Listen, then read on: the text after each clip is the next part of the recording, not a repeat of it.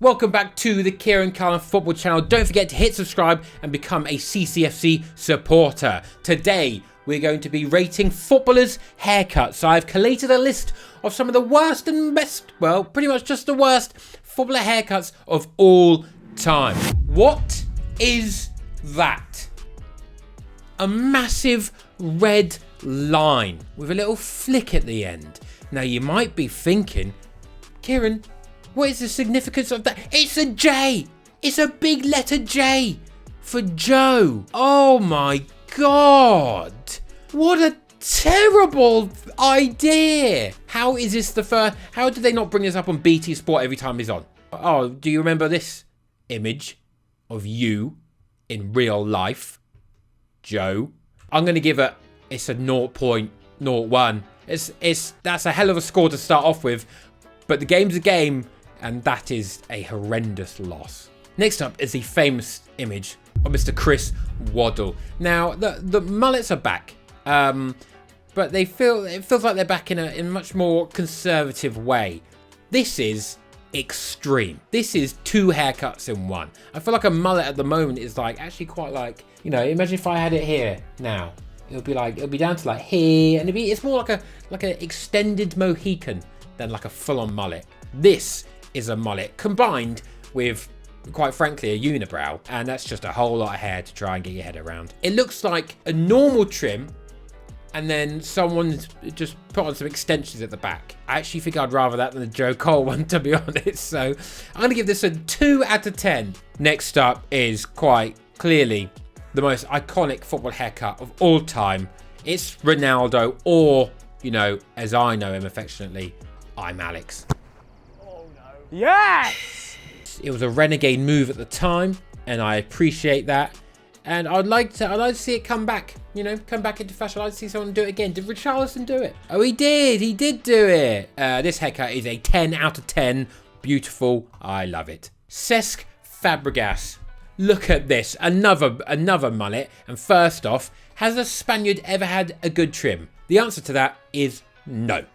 Alvaro Morata. David Silva looked his best when he was prison silver and he had no hair on his head. David Villa, terrible. Absolutely terrible. Fernando Torres maybe gets away with it. His long hair was all right. But as a general theme, Spaniards, terrible trims. It is what it is. I'm sorry, boys. This is one of the most horrific ones. It's like there's a spider trapped back there. What is going on with that? This is a 1 out of 10. Vile, says Fabregas. Absolutely vile. This bloke. What's his name? Palacio. Now, you might be thinking, Kieran, it's just a bald man. That's not very nice. Is it? Is it a bald man? Because that would require you to have at least a teeny tiny amount of hair or no hair on your head. Not one random long bit of hair. Look at it. What is that? What is that? How do you justify that when you go to the barbers? Oh yeah, mate, can you actually just... I'm actually growing this bit. I want to grow this bit. Growing that out must have been insane. Unless he grew it all really long and then cut it into that and then just kept it. Because guess what? This isn't like a one-off. This is every single picture of him ever. Look at that. He's done it forever. He looks like an extra from Star Wars. He looks like a Padawan. It's absolutely insane. It's the most abhorrent thing I've ever seen. You know, I respect the commitment though, but I don't respect the look. So this is a 1.5 out of 10, and the 0.5 is for respect. Early Neymar. What is that? I can't even tell what texture that is. That is that's a new texture. There's a lot of bad South American trims as well. I think in general, it turns out if you speak Spanish or Portuguese, you just got a bad haircut. I don't know what's going on. You've got so many other wonderful things going for you. You probably look lovely, but somehow your language is gorgeous as well. Food, gorgeous. Sun, gorgeous. It must be a really great life, apart from when you go to the barbers and you come out like that. I don't get it, and it's going to be a 3 out of 10 for me. Raheem Sterling, the iconic photo of Mr. Raheem the Dream. Look at that. Just, what is that? I don't even know how to describe what I'm looking at, but then you also add in the line, and then you add in a facial hair, which is fascinating, truly fascinating to feast your eyes upon. This is a solid 2.5 out of 10 for Raheem. Jack Grealish, early Jack Grealish. Now, his current trim, great, right? I think he's finally found like a good volume, you know what I mean? But early on, get the sides done, fella. You've got to get a fade. I was trapped in that point for ages. I wasn't getting a fade at the side. I was just getting a one or whatever. And it turns out it looks so bad. It's fascinating to look at, but it is ultimately honking, Jack. But you've nailed it now, okay? You've grown up and that's good. It's not the worst. I'll give this a 5 out of 10. It's not the worst. Or Gareth Bale. Now, but not the worst in the world, but it always really pissed me off. I thought it was, you know, when you got like a perfectly average haircut sort of thing, and then it grows out a bit, and then it just starts to become extreme really slowly over time, and that's just too much. That is too much, isn't it? There's too much going on over. His early haircut was really bad as well. It was a bit Neymar-y. But I'll give it a 6 out of 10, but it's rough, it's bad. Next up is a guy with not only the coolest haircut I may have ever seen, but the coolest name in the world. Taribo West.